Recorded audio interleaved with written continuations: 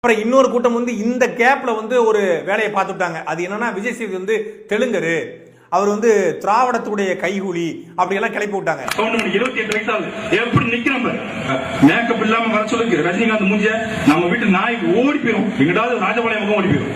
தமிழர் அல்லாத Rajinikanth super star, Vivek நம்மாளு தமிழன், சூரி நம்மாளு தமிழன், கருணாசு கஞ்சா கருப்பு எல்லாரும் நகைச்சுவராக மாத்திரா. ஆனா சிவகார்த்தியை தூக்கி கொண்டாடுறான், விஜய் சேதுபதியை கொண்டாடுறான், விமலா கொண்டாடுறான். இவங்க யாரு? தமிழர் அல்லாத தெலுங்கு. ஆனா தமிழர் அல்லாதவன குறைந்தி நடிகரா பாக்குறான், தமிழனை குறைந்தி காணுங்க.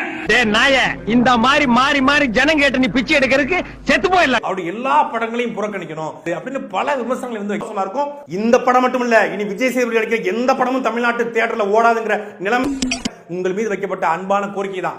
யாரும் வந்து உங்களை வந்து இந்த தமிழ்நாட்டை விட விரட்டணும் என்றோ உங்கள் படத்தை புறக்கணிக்க வேண்டும் என்றோ வந்து சொன்னதை விட உங்க இடத்துல அன்பான கோரிக்கை தான் எல்லோரும் வைத்தார்கள். விஜய் சேதுபதி எச்சரிக்கிறோம், படத்தை வந்து வெளியே வாருங்க, இல்லைன்னா ஒட்டுமொத்தமாக தமிழ்நாட்டை வந்து தூக்கி எறியப்படுவீங்க.